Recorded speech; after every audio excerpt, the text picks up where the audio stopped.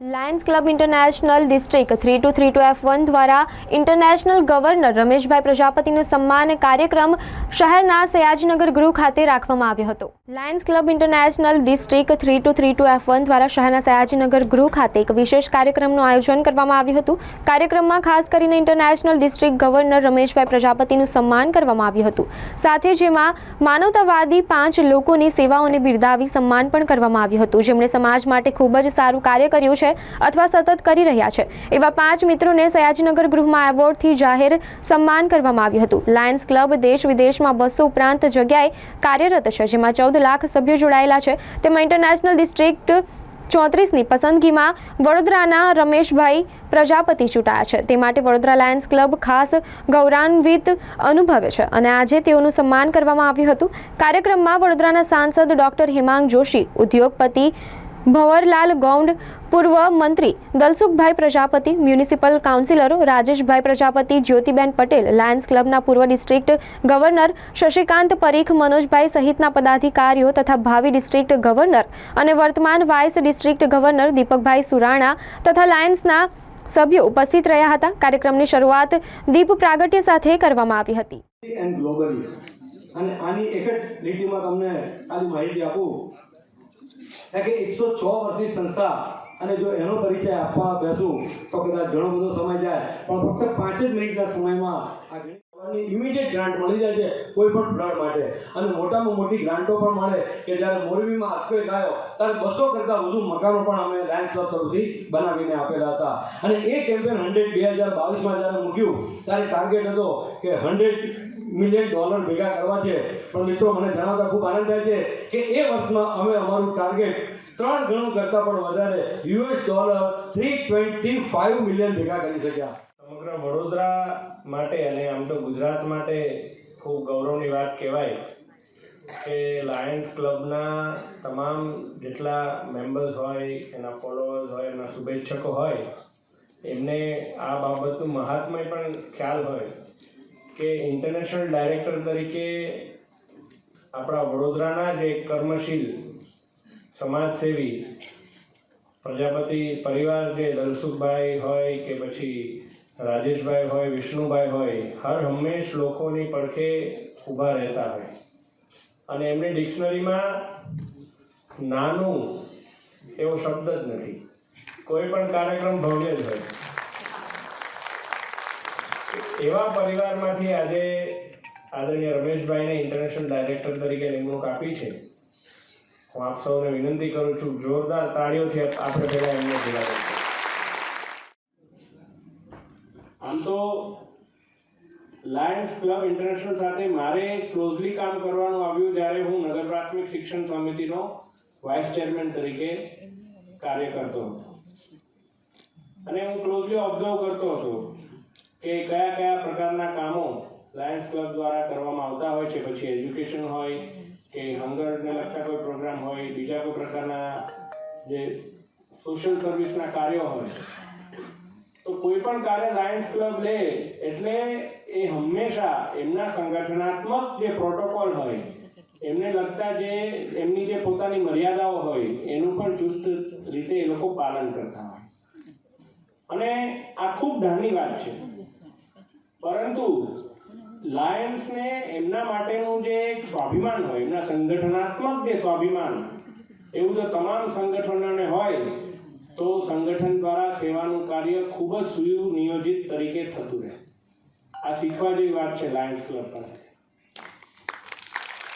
જે પ્રકારનું એમને સેલ્ફ પ્રાઇડ હોય કે અમે લાયન્સ, અમે આટલું એક્ટિવિટી કરતા હોઈએ. અને એક ખૂબ સારું લાયન્સના જે પરિચય આપતા હતા એમાં ખૂબ સારી વાત કરી કે જેટલા વધારે સેવાકીય કાર્યો થાય એટલા વધારે આગળ તેઓ સંગઠનાત્મક પોઝિશનની સીડીઓ ચડતા હોય છે. તો મારું અત્યારે PhD શરૂ છે, છેલ્લા વર્ષમાં છે, અને મારા PhD નો સબ્જેક્ટ છે સર્વન્ટ લીડરશિપ. આપણા મોદી સાહેબ જ્યારે વડાપ્રધાન બન્યા ત્યારબાદ એમણે ઘણી બધી બાબતોમાં લોકોના માઇન્ડસેટને ચેન્જ કરવા માટે ખૂબ જ પ્રયાસો કર્યા. જેમ કે પહેલા જે પરેડ આપણી થતી અને રાષ્ટ્રપતિ ભવન સુધી રસ્તો જાય એને રાજપથ કહેવામાં આવતો. હવે એને કયું પથ કહેવામાં આવે? કોઈ કહેશે? કર્તવ્ય પથ. હંમેશા એવું કહે કે હું પ્રધાનમંત્રી નથી, પરંતુ હું પ્રધાન સેવક છું. A leader's primary responsibility is to serve, not to lead. આ એક નાની વાત છે, પરંતુ આ વાત જ્યારે લોકોને ખબર પડે, આ વાતને જ્યારે કોઈ લીડર આત્મસાત કરે, ત્યારે એ સાચો લીડર કહેવાતો હોય. લાયન્સ ક્લબ ઇન્ટરનેશનલ ડિસ્ટ્રિક્ટ 3232 F1માં આજે એક સુવર્ણ દિવસ આવ્યો છે. વર્ષો પછીથી ઇન્ટરનેશનલ કક્ષાએ ડાયરેક્ટર તરીકે લાયન રમેશ પ્રજાપતિની નિમણૂક થઈ છે. આજે એમનો સન્માન સમારંભનો કાર્યક્રમ રાખવામાં આવ્યો છે. સાથે સાથે સમાજના વિવિધ ફિલ્ડોની અંદર જે સુંદર કામ કરે છે એ પૈકી 5 મહાનુભાવોનું પણ આજે સન્માન રાખવામાં આવ્યું છે. આ કાર્યક્રમ એટલા માટે છે કે વર્ષો પછી અમને આ તક મળી છે. એ 208 કન્ટ્રીની અંદર 34 ડાયરેક્ટરો નિમવાના હોય છે, જેમાં અમે 14 લાખ મેમ્બરો છે. એ 34ની અંદર આજે વડોદરાનો નંબર લાગ્યો છે એટલે અમારો ગૌરવ સમાતો નથી. જે રીતે કોઈ મેચ રમવાની હોય એ મેચમાં જીત થાય એ વાત અલગ છે, અને વર્લ્ડ કપની મેચ જીતીએ એનો આનંદ અલગ છે. એ રીતે અમારી ત્યાં કાયમ માટે કંઈક ને કંઈક થતું હોય, પણ આ એક અમારે માટે વર્લ્ડ કપ લાયન્સ તો જીત્યા હોય એવો અમારે માટે દિવસ છે, જેનાથી અમને સેવાકીય પ્રવૃત્તિઓ કરવાનો વધારે આનંદ આવશે. આવનારા વર્ષોની અંદર વડોદરા શહેરમાં લાયન્સ મલ્ટિપલ હોસ્પિટલ આના એક યાદગાર પ્રતીક તરીકે કરવાનો અમારો એક સંકલ્પ છે, અને આવનારા વર્ષોમાં અમે જરૂરથી પૂરું કરીશું. તાજેતરમાં લાયન્સ ગૌરવ યાત્રા પણ યોજવામાં લાયન્સ ગૌરવ યાત્રા યોજવામાં આવી હતી.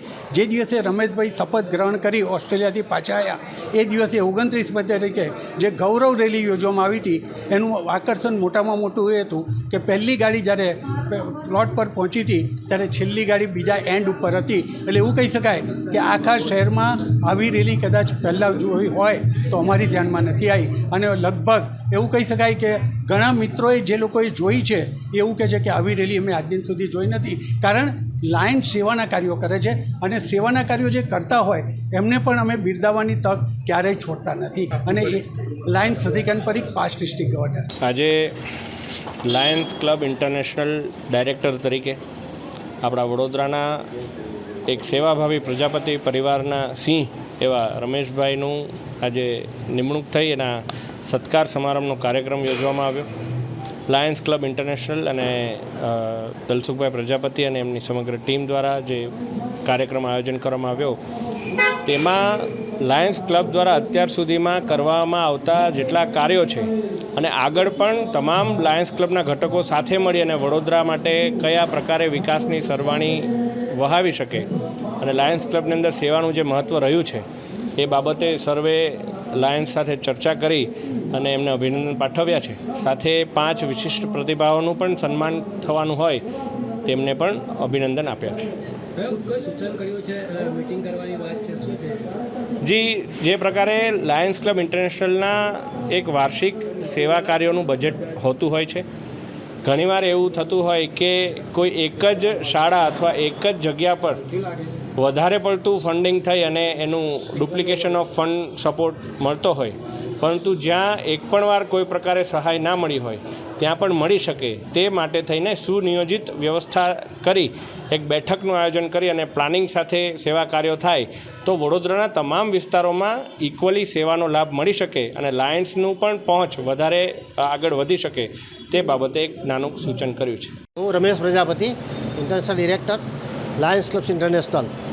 ઇન્ટરનેશનલ ડિરેક્ટર્સ વર્લ્ડમાં 34 હોય છે, એમાંથી એક મારી ત્યાં ઓસ્ટ્રેલિયા મેલબોર્ન ખાતે નિમણૂક થઈ છે. એટલે કે ઇલેક્શન થયું અને એમાં હું બિનહરીફ ત્યાં ચૂંટાયો છું, અને જે 51% વોટ લેવા પડે એમાં મને 100% વોટ આખા વર્લ્ડના 200 દેશોમાંથી મળેલા છે. અને ત્યાંથી ઇન્ટરનેશનલ ડિરેક્ટર તરીકે ચૂંટાયા બાદ બધા મિત્રોમાં મધ્ય ગુજરાતમાં પહેલીવાર આવી એક ઇન્ટરનેશનલ ડિરેક્ટર લાયન્સની પોસ્ટ આવી હોવાથી બહુ જ આનંદ છે, બહુ જ ઉત્સાહ છે. એટલે આજે બધા મિત્રોએ ભેગા થઈ અને ફેલિસિટેશન પ્રોગ્રામ રાખ્યો છે. અને મનોજ પરમાર અમારા ડિસ્ટ્રિક્ટ ગવર્નર પણ ત્યાં મેલબોર્ન ખાતે ઇન્સ્ટોલ થયા છે, તો તેમનું પણ આજે સન્માન રાખ્યું છે. અને આ સન્માનમાં મેયર શ્રી પિંકીબેન સોની અને MP ડૉક્ટર હેમાંગ જોશી પણ આવી રહ્યા છે. વડોદરામાં લાયન્સ ગૌરવ યાત્રા નીકળી હતી, શું કહેવું? લાયન્સ ગૌરવ યાત્રામાં લગભગ 700 કાર હતી. એની સાથે સાથે અમે અલગ અલગ જગ્યાએ 8 પ્લોટ કર્યા હતા અને 8 અમારા ગ્લોબલ કોઝિસ છે કે ફૂડ ફોર હંગર છે, કેન્સર અવેરનેસ છે, એન્વાયરમેન્ટ છે, યુથ પર છે. એમાં 8 એક કોઝિસ છે. એ કોઝિસ પર ભવાઈ કરવામાં આવી હતી અને એ ભવાઈમાં પણ અમે એક મેસેજ આપ્યો હતો કે આ ફૂડ ફોર હંગર એટલે ભૂખ્યાને ભોજન આપીએ તો એને શું ફાયદો થાય. અને એની સાથે સાથે એન્વાયરમેન્ટની જાળવણી માટે 12,000 રૂપિયાનું વિતરણ કરવામાં આવ્યું હતું. તેથી અમે એન્વાયરમેન્ટનો પણ એક સરસ મેસેજ આપી શક્યા છીએ. આજે વર્ષ 2024-25માં ઇન્ટરનેશનલ ડાયરેક્ટર રમેશભાઈ પ્રજાપતિ વડોદરાથી આપણા ઇન્ટરનેશનલમાં ચૂંટાયા છે. આજે હું ડિસ્ટ્રિક્ટ ગવર્નર તરીકે મનોજ પરમાર મારો ડિક્લેરેશન થયું છે ને મારા શપથવિધિ ઓસ્ટ્રેલિયા મુકામે થયા છે. અહીંયા આગળ અમારા બધાનું સેલિબ્રેશન અને સન્માનનો પ્રોગ્રામ છે. Lions district 32-32 F1 Vadodara, Anand, Kheda, Panchmahal આ વિસ્તારની અંદર સેવાકીય પ્રવૃત્તિનું ધોધમાર વહાવી રહી છે.